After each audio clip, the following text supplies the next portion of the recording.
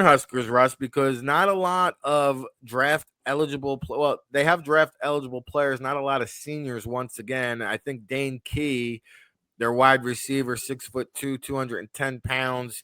He's kind of showed up on the radar. He comes and goes. Big week, bad week. You like to see a little bit more consistency out of him. But who else do you got here for the Nebraska Cornhuskers?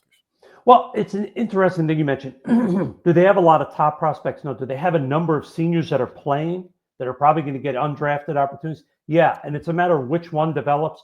Both guards are pretty good players. They're good college guards. Whether they have enough to take the next step, I mean, you have Litovsky at left guard, huge kid, 6'6", 326, 33-inch arms. And then you got Spindler, right guard, a little under 6'5", 320, shorter arms at 31.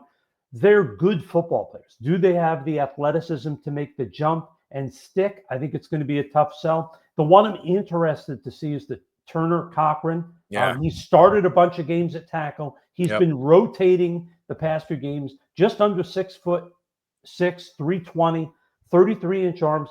He's a good athlete. He doesn't get enough credit, I think, for his athletic ability. He's got enough length that you like that.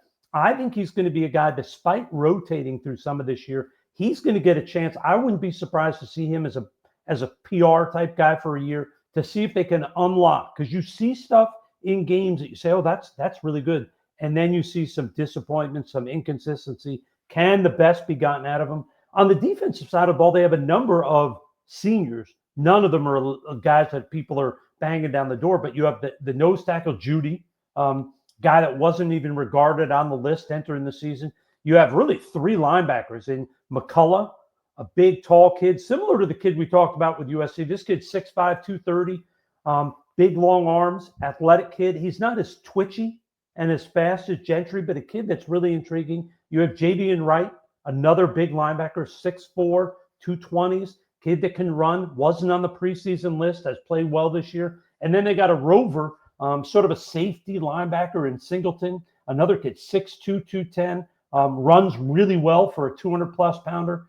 Then you have Sayer Wright, the corner, not a huge kid, just under 6 foot, but athletic, skinny as a rail, but a good football player. And then the other one that's interesting to me, a kid that came into the year, excuse me, is a little bit of a intriguing prospect, but sort of people are trying to figure out where he fits, is the Buford kid.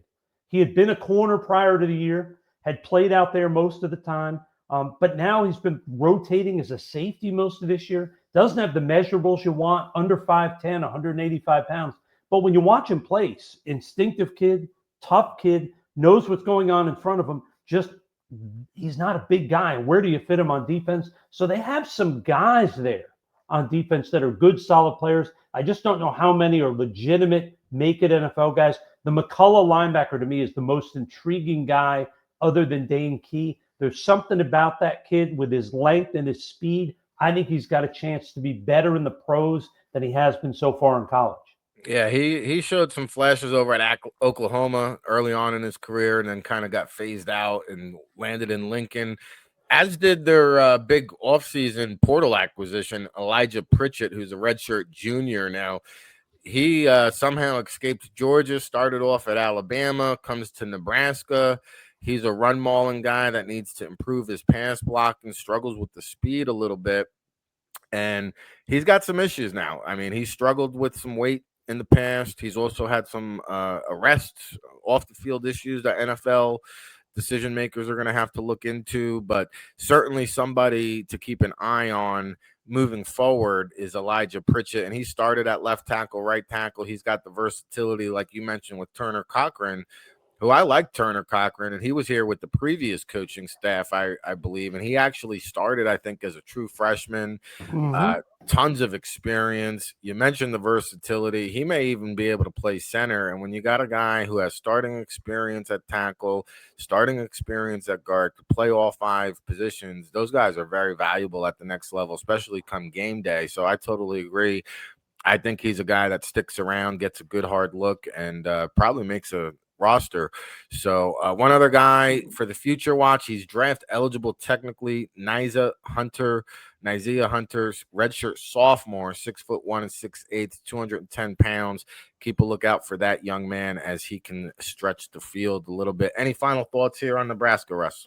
Well, I just got to, I love it. At least I think people love it when I bring up some of the old stories. But you mentioned the Cochran, the starting early in his career, a lot of experience. I still remember sitting in the Rams draft room, and I was a scouting assistant. So I'd only scouted a few handful, probably 20 or 30 small school kids that our GM had assigned me that maybe had not been looked at. But we get in our meetings, and there's a kid from Texas. He started 4 years. He was 21 years old, and he had started every game for 4 years. And we're in our meetings, and our GM is like, "What? Where's the report on this kid? Like, he's not on our draft board. He's not." And the guy's like, "Yeah, he's a reject." And our GM, and this is Charlie Army, the guy who fired me, so trust me, he and I weren't on the best of terms, but he was brilliant, very, very smart guy. He said, "Hey," he goes, "let's just remember," he said, "if we take the whole globe, how many human beings are 6'6" and 350 pounds?" He goes, "We got a small number already. How many," he goes, "are willing to trade years off their lives to play for this game that's really violent?" He goes, "All right, that number's smaller." He goes, "How many started 4 years at a premier program?" He goes, "All right, we're down to like 20 guys." He goes, "Even if he's horrible, he's a good undrafted free agent because he's Gotta have a been through the write-up. battles." And he goes, "You can't ever find enough tackles." He goes, "You're scraping for him when you get through training camp and guys are hurt." So it's a great lesson for me to hear how hard it is to find guys who have started at major programs. So when you look at this Cochran kid and say, "Hey, he may not be perfect, but he has a lot of experience, major college football. He's got the length you want. He's obviously, the fact that he's still there and Rule didn't run him out tells you he's a good kid." So there's a lot there to really think that this kid, in the worst case, is going to be an undrafted guy. But with all those things and the versatility, I could see him being a late round pick.